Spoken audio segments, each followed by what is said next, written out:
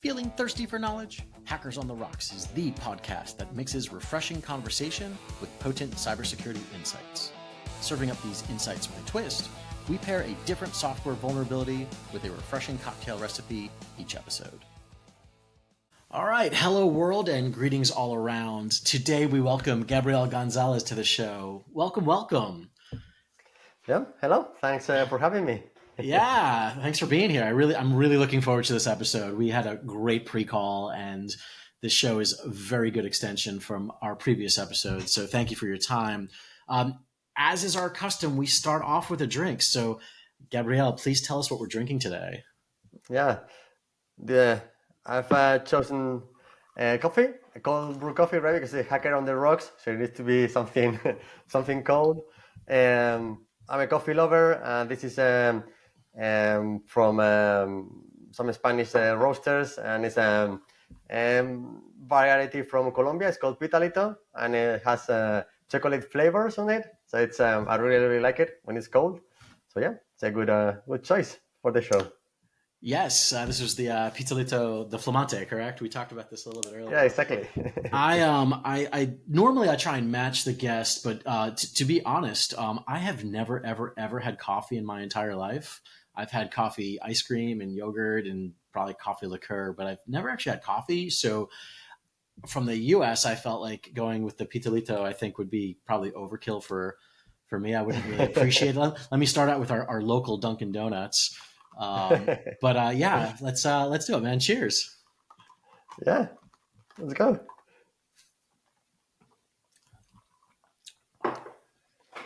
Yours is better than mine. Well, it's different. It's a black, right, without any sugar or anything. So you need to like it, coffee a little bit, right? It's not, I think it's not for everybody, but when you're a coffee lover or someone is a coffee lover, they will love it. When did you get into your coffee habit? When I think this is my wife's fault. When we met many years ago, right? We were just a couple. She bought me for my birthday a coffee maker. So I had the thing right next where I had a computer and I had my old setup. I was all the time drinking. So that's when I got addicted. It was in the early 20s. I definitely find that our guests often really they go all out on everything, right? So it's, obviously like you're at the pinnacle of your career, and we'll talk about that in a minute, with your research skills and your ability to really drive the conversation. And I feel like a lot of successful security researchers give that same attention to detail, that same level of practice and commitment to other crafts. And so it's not uncommon to be like, not just coffee, but home brewing special beans flown in under temperature controlled climates. Yeah. So I appreciate the constant artisanship, if that's even a word, of all of our guests, and no exception here. So Gabriel, while we're drinking, maybe can you tell us a little bit about yourself and how you got into vulnerability research? Yeah, well, how I get into here, I think it was, I come from a little town in Spain, right? And it was a coincidence that, or not, that quite a bit of the security researchers of the best around Spain, we grew up together around the college years, right? We met a number of people there, and we were all interested in security. I come more from an embedded systems background. I've been always interested in low-level operating system programming. I did some mods to OpenBSD. I was a huge fan of OpenBSD when I was a teenager. I really love to work on the low level stuff. It was difficult because I came from a town that I think I was the only one with a computer, let alone internet access. So, but then when I began working, I also got interested in embedded development and how that affects security, all the hardware hacking, right? And I was combining both things, development and security. And then at some point, Ruben Santa Marta, who's a very well-known researcher, is also a friend of mine of this community back home. He got me in iActive because they started doing a lot of embedded stuff, and I fit I fit very well the profile, and then that's how I got a full-time security researcher. Yeah. So in that vein, then it sounds like you kind of balance that really well, where like you said earlier, like first person to your knowledge in your area with a computer and internet connection, but also kind of coming up with friends and colleagues. I guess how and it sounds like that led to your first job opportunity. So I guess clearly it was important to kind of build out that human network. How when and where did you like find your crew? Like where did that come from? I don't know. It was a group of friends. A bunch of us were computer enthusiasts, low level. Some of them came from the malware kind of virus research community. So it was very big in Spain back at that time. I came more from low level, always kind of security interest, and then we all combined, and we began working on the different things, right? As I said, I was doing more embedded research and embedded work. Others were doing more Windows drivers kind of vulnerabilities, and then we were all, because we had similar interests, and there were not many people around with those, right? Like in big areas, and that's how we basically got together. So maybe last question before we move on, and we'll talk about embedded stuff momentarily, but. Just because you've talked about it more so than I think some of our other guests, so I just kind of want to drive this point. Like, do you feel like if your colleagues didn't have the same enthusiasm, that maybe you would have picked a different path? Like, because like what you do is very applied and could be very intimidating, and it seems like having a crew helped maybe reduce that intimidation factor for you. Can you maybe talk about I don't that? know. I think each of us would have followed more or less the same path, and we Okay. would have met later in the later in the life, because we were all very passionate about security and what we did. So it was just a coincidence that we were part of the same group of friends, and we kind of we had time, we had a good time together, and we were discussing things, right? While others were discussing about football or whatever, we were all a little bit just getting the two or three of us and talking about computer stuff. That's basically it. But probably we would have ended in the very similar positions in Oh, that's life. awesome. Where do you think that passion comes from? That's interesting, right? I know that's a good question. Probably because I think all of us, at least I think this is common for security researchers. We want to know the things in a lot of detail, and also because in experience, from experience, most of us have a little bit of this obsession, maybe like a medical obsession, right? That we can't get things out of our minds quick easily, and when we set a target, we need to go and finish it. So that's probably one of the things that make us do like that, That's a right? very common theme as I traverse the industry Yeah, exactly. now. Yeah. Because Let's take a quick. Yeah. otherwise, it's a very, I mean, very exciting field, and rewards with very high reward, right? When you find something that is no one else has found it, because when the ones that we work on offensive security is more or less like that, right? And we find things that no one else found before. That's very good, but it also comes with a large periods of time that you find nothing. So either you're obsessed, or I think it was very easy to give up. And after a few days of not finding absolutely anything, it's very easy to give up. So you need to be a little bit of extra. Yeah, I do. I do think that's a really good point you bring up, and I'm glad you do, because it's very rare in anything in life, particularly in podcasts and other social media forums, where people only they only post about their success. They don't post about all the hours of pain and hardship underneath that maybe didn't pan out. And one thing, and we'll talk about your paper momentarily, but one of the things that I liked about it was like, we went down this path and after days it didn't work out, but we didn't give up. We found a different path. And like that, that I think is very important to the reader and to the listener of this show, that not everything is going to work out, and that's okay. And kind of the stick to itness, I think, is very admirable that you're disclosing that you didn't just like, I did this, and now I'm amazing, which is common when people recount their successes. Like I really appreciate the time and attention that you spent focusing on, hey, we tried this other thing first and we recognized it just wasn't going to pan out. So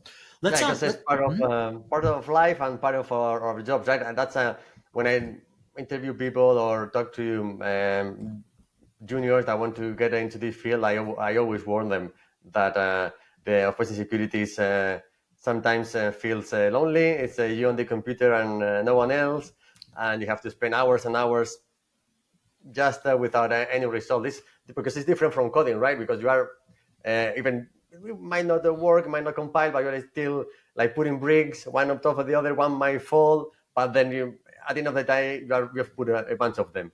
But here is like you can feel like you've made no progress in a few days. It could be a little bit depressing. So well, I think it's good too that everyone acknowledges that and it's part of our jobs, just for the sake of mental health.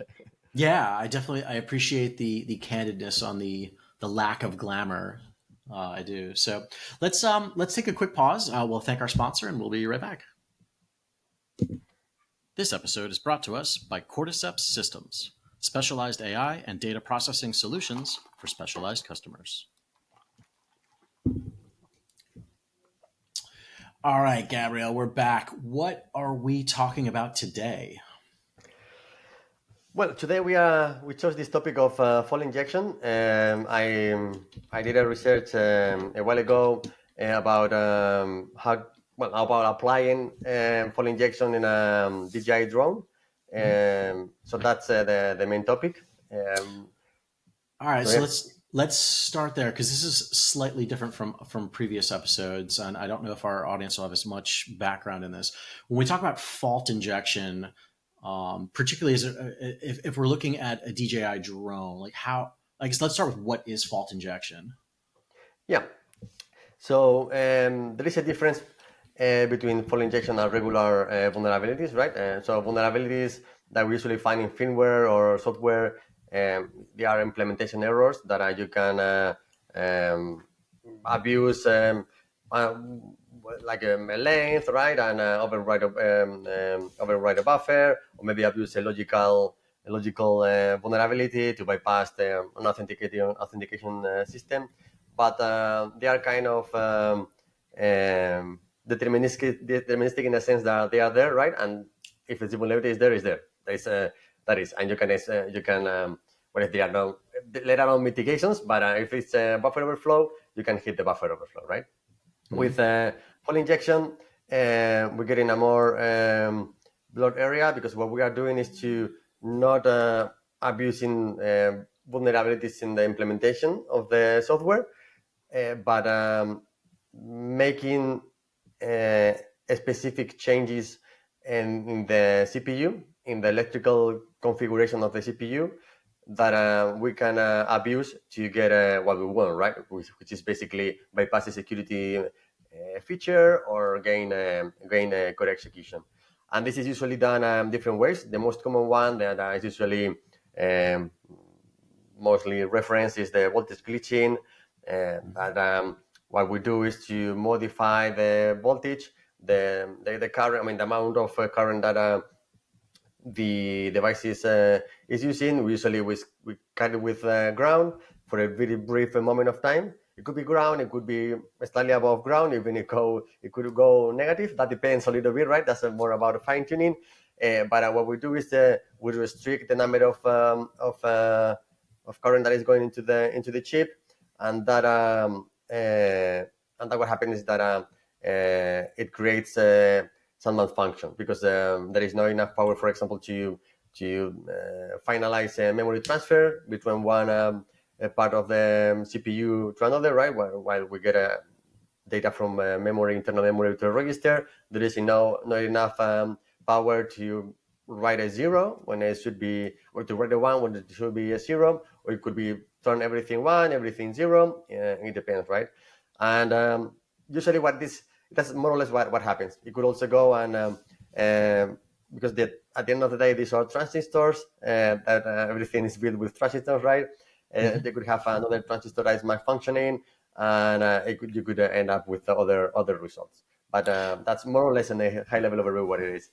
Got it. All right. So let me try and digest that and spit that back and let me make sure I'm following. So essentially, unlike traditional software, like you said, there could be a flaw and you just kind of find it and take advantage of it.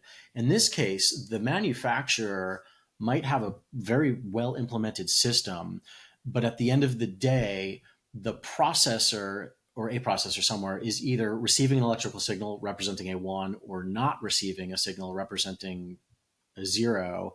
And you are able to, through electromagnetic voodoo, which I don't understand, we'll talk about this, but you're essentially able to trick the processor into receiving a 0 when it probably should have received a 1, or receiving a 1 when it should have received a 0. And that has impact on the software that's then processing what that 1 or 0 may mean. Is that roughly correct? Yeah, exactly. That's Okay. that's what happens, right? And we can use voltage, which is basically getting the lines that deliver power to the chip, or electromagnetic fields that what I use in the research, which is basically running a current through a coil, and this generates an electromagnetic pulse. And when this is through induction, right? So you get the electromagnetic pulse through the coil, and this it's on top of the chip, and this generates parasitics, currents within the chip that what it does is to modify the bits and the behavior of the transistors, and could, for example, happen the same, right? And when you want to transfer data from memory to register, or from register to register, if you inject it in the right time, you are modifying the results. So you can turn ones into zeros, or zeros into one. Yeah, and the other part that I really like about this, just as I'm trying to like process and understand what you're saying, like at least in my world, which was all in like software and networky type stuff, like when we're talking about like a man in the middle attack, we've done an episode on this. Like I am receiving data and then I am modifying it before I'm sending it to the destination. And so I am in in essence, turning a 1 into a 0 or 0 to a 1. You are not actually you're not inserting yourself onto the PCB. You're not like rewiring things to make a 1 a 0. You're just producing enough interference, like purely without like physical touching of the device, to trick something into thinking that a 1 is a 0. Like that to me is just amazing. Like how do you, like, maybe we could start about talking about like how does one go about controlling that? Like how do you know which one to turn into a 0, and how do you know that you're, I guess let's talk about like how do you create that interference, and how do you know where on the PCB to put that generation capability? That's a good question, right? So, as you mentioned, this is different from another types of attacks that can be launched remotely or without access to the device. These ones are physical attacks that require physical access to the device, and these become critical when, for example, if you have a key shared between many embedded devices that this is common, right? This is a secret key flash in the fuses of the chip, and that is used to encrypt the communications for low-end embedded systems. So if the encryption is good and a good encryption scheme and everything is good implemented, there is nothing you can do, right? So the next step is trying to get that secret. How can you do it if there is no other way? Software kind of approach to the vulnerability is to try to get a full injection, right? And if you manage to get the secret out of one of the devices, then you've broken the whole deployment. So even, right, that's a little bit of difference. You need to get access to one or several in case that you damage them, but usually just one. And then you get the key, and then it's done. You can go outside and compromise the whole network. Fair enough. All right, so And let's. Oh, I'm sorry. yeah, Yeah. no, go ahead. So we'll talk about your because we started the show by saying like we're going to actually look at DJI. Before we do that, take me to the setup. So you just introduced that if you mess up, like you're frying a circuit somewhere, and the whole like you actually have to throw out the hardware and get a new sample, a new Mhm. drone. So that's a little bit different from software where you can just reboot the thing and try again. So there's a cost. So you have to acquire the hardware and then maybe acquire other sets in case you need backups. In terms of cost, if I wanted to get started at this, and let's just say I magically knew what to do, and you'll tell us what to do momentarily, but like, what is my budget? Like, how do I get the workbench that I need to do all of these things? Mhm. So for this research, we got a specialized equipment back in the day, right? It cost well, that is not for all the value for hobbyists, but in the last years, there are different devices. In fact, we released an active and open source full injection a glitching platform that can be used by everyone. And for EMFI, electromagnetic fall injection, there are a couple of things. One is the chip shouter from New Tech Technology, the guy that Colin, the one that manufactures the chip whisperer, and then Mm-hmm. that one cost around $2,000 more or less. I don't know the exact price right now. And then there is this one that is Yep. well, it's a PicoEMP. Um, that is much cheaper. It's like around $200 manufactured. So that would be the cost. It could be around 500 euro more or less using the what is available on the market. But also you need an XYZ table similar to a 3D printing machine that also can Yep. be acquired by $100, something like that, 150. The cheapest one, you don't need to get because you don't want to print, right? And then with this, we can also get into your previous question on how you find the exact location, right?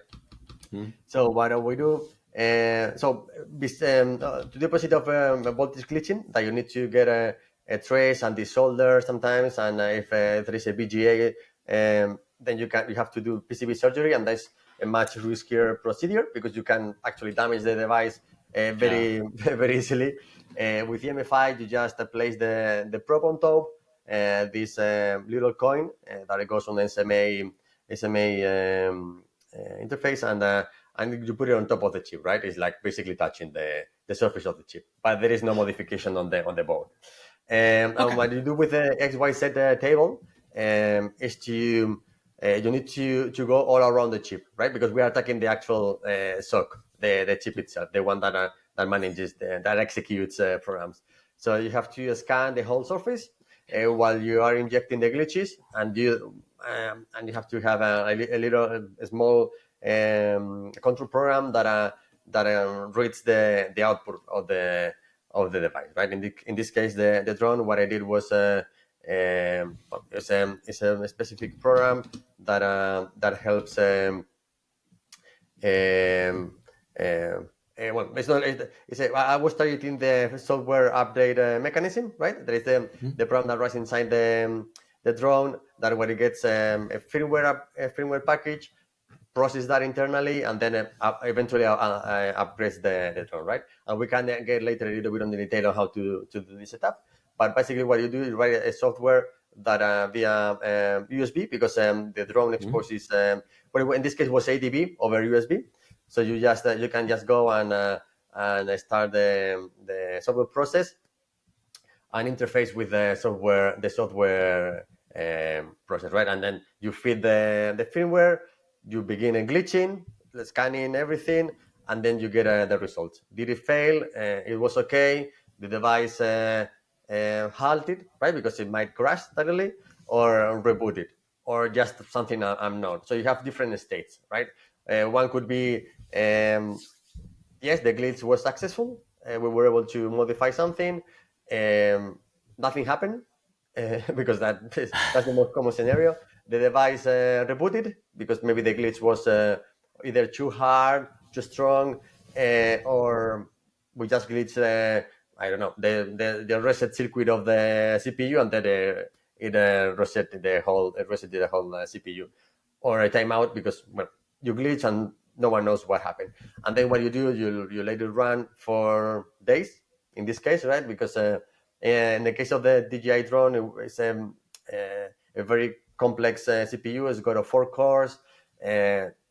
Sometimes you were glitching one core, the software was running in a different core. So it's a lot of casuistics there. So you let it run for a really long time, and then you begin narrowing down the area where you might get glitches successfully, and eventually you get the good one, right? And the way that we reproduced it was more or less within 2-3 days we were able to get a successful glitch. So it's not something that you do overnight.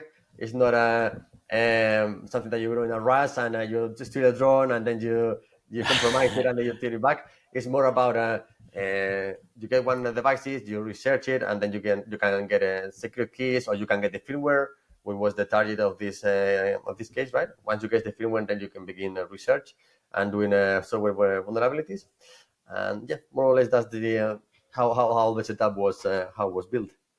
Okay. All right. So there's a lot there. So let me make sure I got this. So we're starting with, again, it sounds like a lot of these tools can get quite expensive, but on a budget, every time I have someone from Europe, it's always XYZ. We have an XYZ table, which you can get for a couple $100.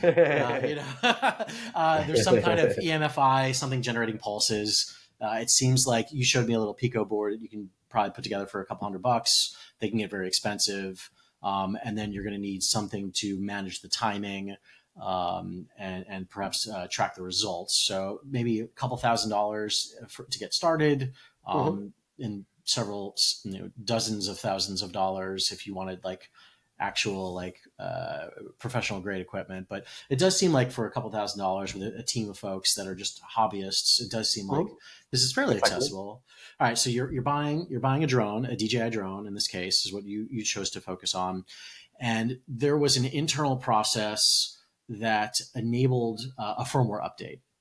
And so, if I'm understanding correctly, you downloaded legitimate firmware from the DJI website and you modified it. You put your own data in it, and then you attempted to run that firmware through the update process and through your, I'll call them magic microphones, but you were able to essentially observe the update process running and pull out, I guess at this point, just stack data that contained the information that you injected into the image. And from there, now you could start to figure out like timing and values. Is that kind of how you got started? Is that correct? So the best way to do full injection is when you have full control of one of the devices, right? That you can write your own code, because there is one part that is called, but it's to understand the exact location, the shape of the glitch, where it's located, the strength, right? So for this research, the idea was to work on one device that we could modify. So we chose one version that we could. There was an available exploit, so we could run our own software, right? And the first step is to get a simple loop program that is actually just counting. It's several nested loops, but depending on the researcher, everyone has their own thing. But what you do is have something controlled that you know what a glitch would affect that specific program, right? And then you let it run, and you collect the information. So if it's counting from 0 to 2 million, if nothing happened, you're gonna, at the end of this loop, you're gonna get 2 million, right? If there was a crash, you're gonna get a crash from a kind of panic or whatever. So that's easy to parse through a UART, right, or ADB or whatever. And then, for example, it was a glitch that affected one of the loops that maybe you bypassed the loop somehow. Sometimes it's because an instruction was skipped, or one instruction turned into a different one, or maybe you modify the register while it was performing the incremental loop, right? If there is a skip of the numbers, the numbers don't actually match, then you know that something happened, and then you are getting into the sweet spot, right? So that's how you can be more deterministic about the parameters that can affect the device. So this is, I would say, crucial. It's not 100% necessary, but it helps reduce the research time a lot, right? Because otherwise, they just if you have to, depending on what you are targeting, right? But if in the case of running software, it would be extremely difficult to know exactly how the payload would need to look like and how that would be affected the glitch, right? So how is the glitch is going to modify the running code, and then having the right payload that when you put everything together, it executes something. That's very, very difficult, at least on the way that I was targeting, right? Because when you do fall injection, you can target different things, and even though you use the same technique, which is generating malfunctioning in the CPU, the results can be completely different, right? So one of the common things that is done in microcontrollers is for example to open a JTAG. So to get secrets, you can just you have JTAG, right? But usually that's closed if it's a production device is correct. But with fall injection, you might try to reopen JTAG, and that's a very specific thing that you do. So you inject the glitches.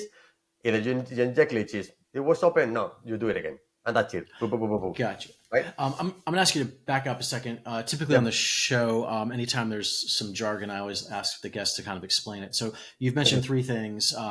You've that maybe you can come up with an explanation for these. You've mentioned UART, you've mentioned ADB, and you've mentioned JTAG.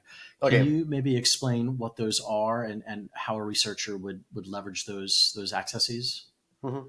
Yeah. So UART is a it's a universal asynchronous system, right? But what it does is basically a serial interface that adds to transfer data from devices using a wired protocol, right? So TTL, TTL is the level of the gates, right? 0 or 1, it could be 0 or 5 volts, and that's how they talk together. There is a baud rate that needs to be established, which is the speed of the bits that go from one computer to another, so to speak. And there is a few things of the protocol, like the start bit, and then you write a byte, and there is a stop bit. And with that, you can transfer data. That's what you plug into the console of a router or whatever. That's what everyone finds, right? And it's very used in embedded devices to debug, and as a debugging interface for developers, usually have an access to either the bootloader, debugging information, and it's very useful. And most of the embedded devices have that interface. The other one was ADB. This is the Android. I don't know, the bug bridge, I think is the name. I don't know exactly, but it's this interface that Android-based devices have that runs over USB or can be run over the network as well. That helps debugging, right? Basically, you get a shell directly over this protocol. It's similar to UART, but the different flavor. And then JTAG. JTAG is a protocol that is used when building chips and memories and everything, right? And that is used for functional testing and verifying that everything is correct at the factory.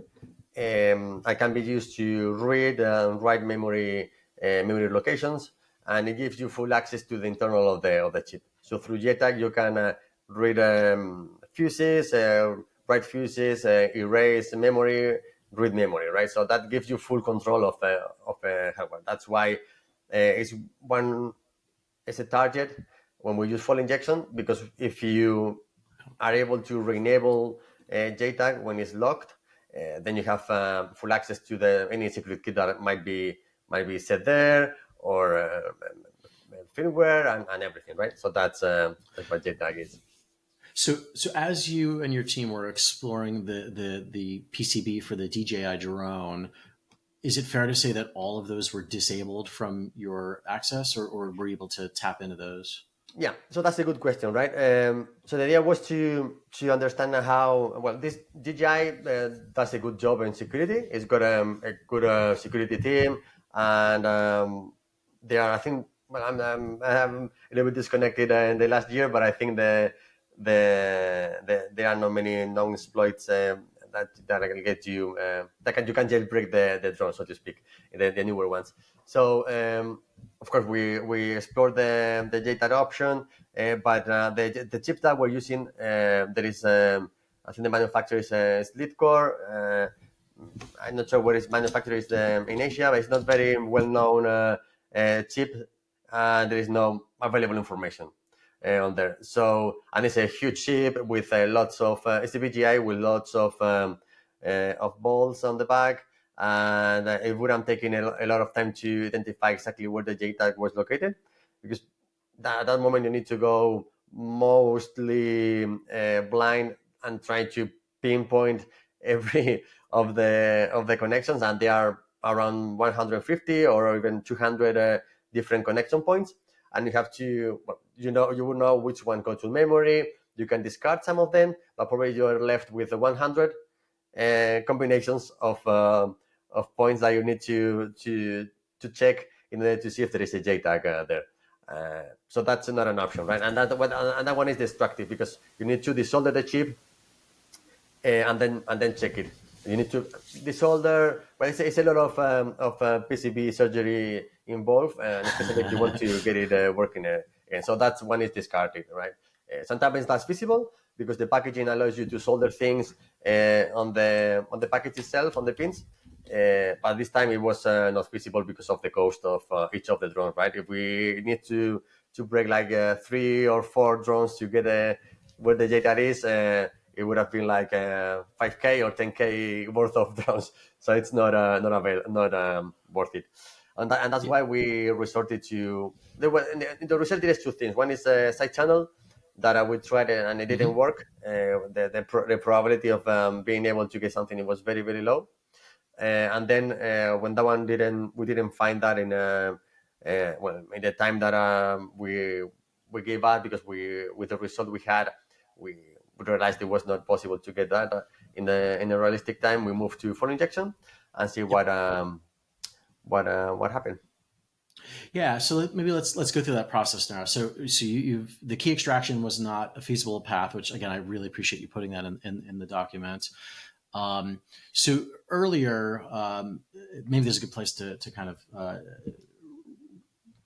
return to. You'd said that you've got your I'll say this as a joke again, your XYZ table, and so you've got your probe and you're firing off pulses. And when you say you're trying to find the location of the glitch, like what does that mean? Is that like a physical spot where you put the pulse generation? Yeah. Okay. And so how do you like there's clearly experimentation, right? You're going to hit something and then not get the intended effect and then move it Exactly. a few centimeters. Like, how do you know when you've hit the right spot? Yeah, that's when that control loop comes into place, right? So you're expecting you have this loop with a known output that are usually 3 counters, and then you little run and you begin the experiment and it keeps running and running, and if everything it's okay, you can say, okay, nothing happened. Okay, well, I got a glitch or I got a reset, right? And then you begin mapping everything. You move you have the probe placed in one location. You run the thing. You inject glitches. Nothing happened. You move to the next one. Yeah. And then you repeat it over and over again. And that's why this takes days. Got it. Yeah, exactly. So, all right, let me ask you maybe a follow-up question then. So without UART and ADB and JTAG, those abilities to like read data, so you're firing pulses very selectively. How are you reading the stack register off of the drone to see that not just that changes occurred, but like where they occurred in memory? Like how do you get that data back if not off of the board itself? Yeah, does that make sense?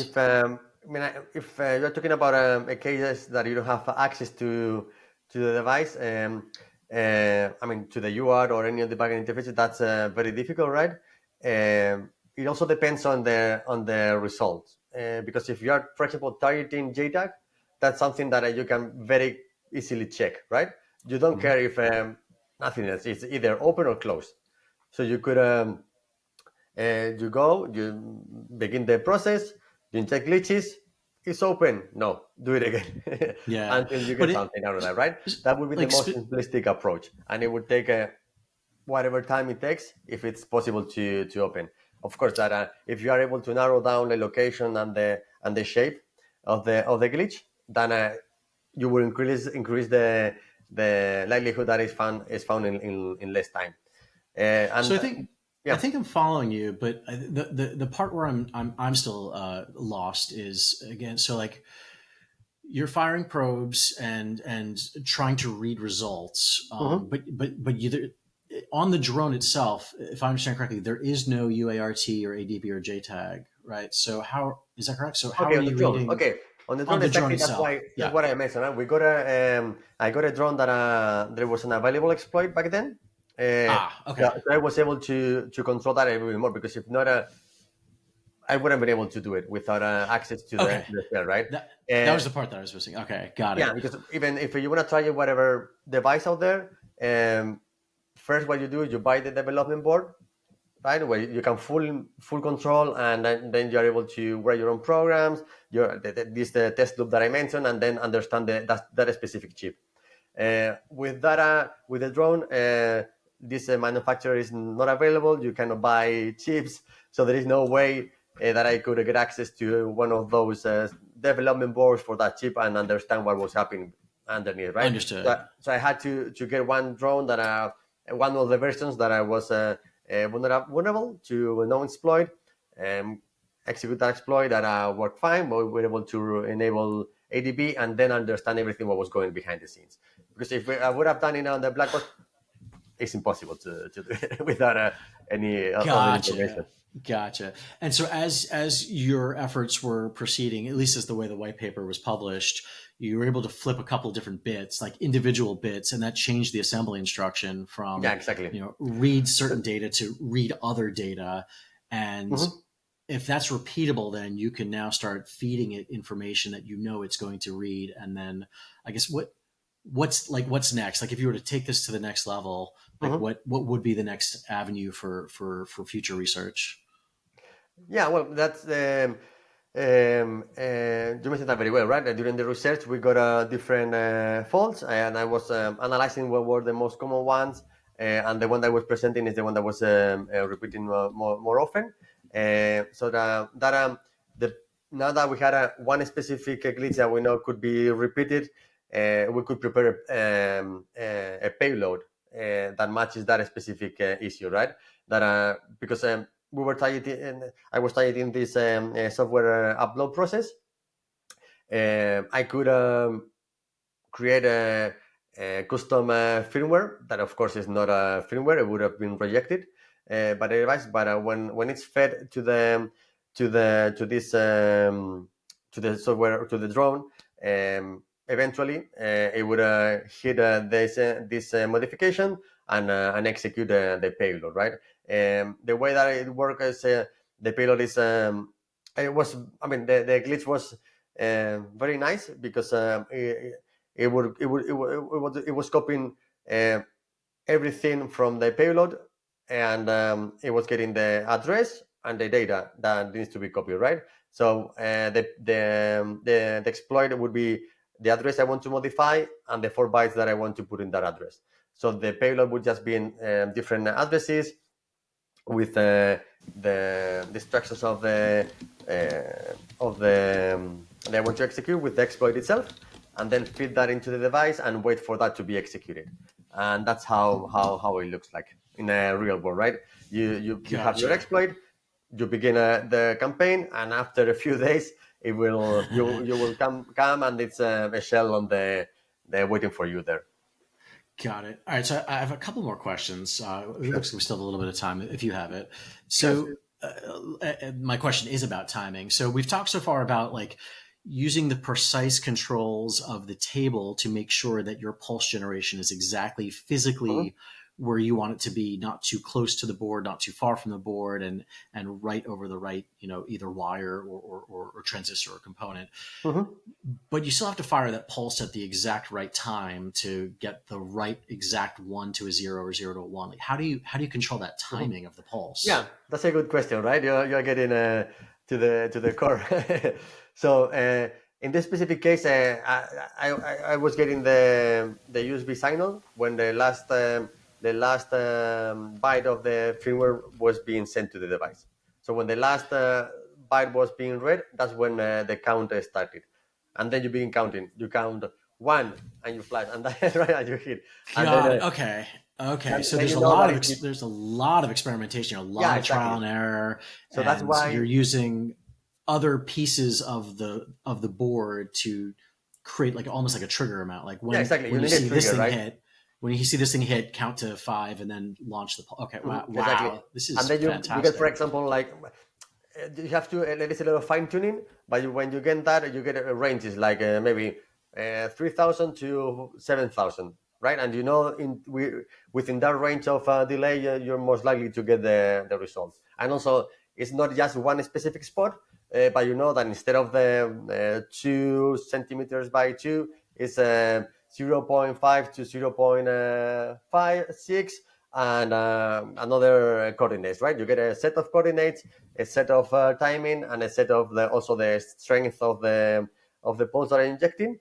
And then you make it more likely to succeed. So that's how you put it all together. All right. So where my mind is going is like, this is really just amazing. Like we started the conversation by saying this was just black magic wizardry, and I'm still convinced it is. But in terms of like applicability, like, because you don't need, like you said, we're not tampering with the board, we're not rewiring things, but so you don't necessarily need like fingerprints on, but like you still have to get really close to the fact where like you have millimeter access and timing. You have to remove the plastic chassis away to exactly. Like, so what could an attacker do in practice? Like you're not firing these, pulses from, the other side of a field or whatnot. Like what's the realistic worst case scenario for the owner operator of one of these devices? So yeah, I mean there are different things that can be affected, right? The first one is to get access to the latest firmware, and from there you can begin the regular firmware research and try to find vulnerabilities that can be exploited otherwise. Also, if they're encrypted, the coordinates and all the past events that a drone might have been flying in the past, you will be able to get them because you get a control to the memories, and then you can get it.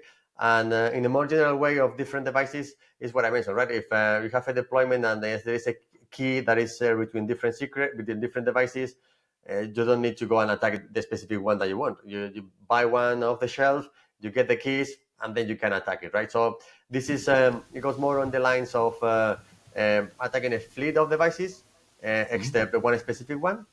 But of course, this is if you got a crypto wallet with several millions there, and there's a few cases out there, right? It's been published. If you can get the keys, the secret keys with full injection, you will get access to the wallet.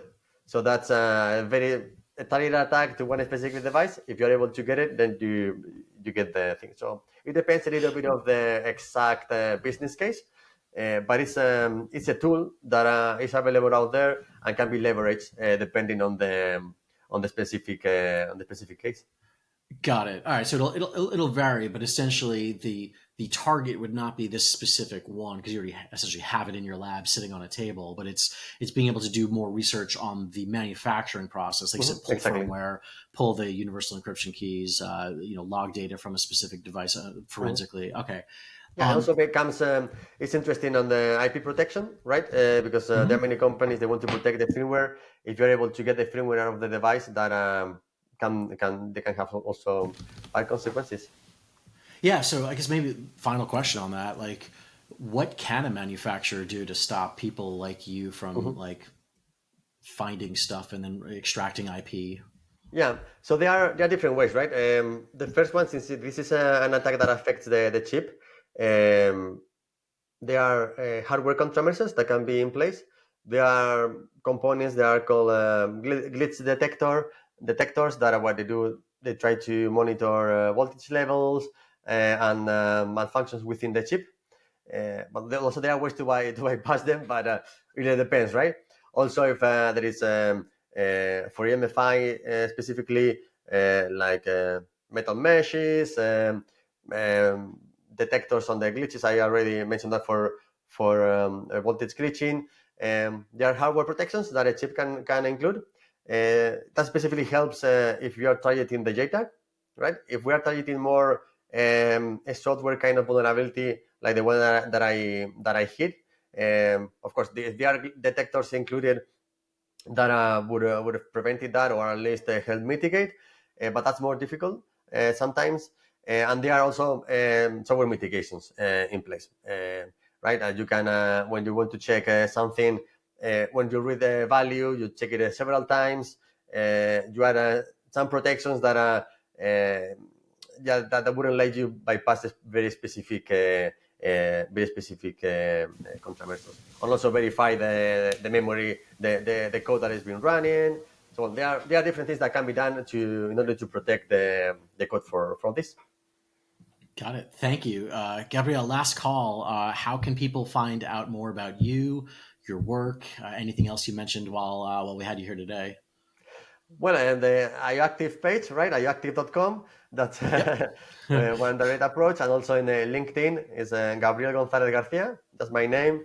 And well, happy to answer any question. I'm really approachable via LinkedIn, and I always answer everyone. So that's a good way to find me. Yeah, I appreciate that. I know a lot of times we get follow-ups from people that are looking to like get started, and so Yeah, happy it's to nice answer when the them. researchers are approachable. Yeah, find me in Thank you so LinkedIn much and for I your will time. answer. We will post the IO Active white paper in the show notes, and Perfect. make sure everyone has access to it. It was a great read, and thank you for your time. I really appreciate it, Gabriel.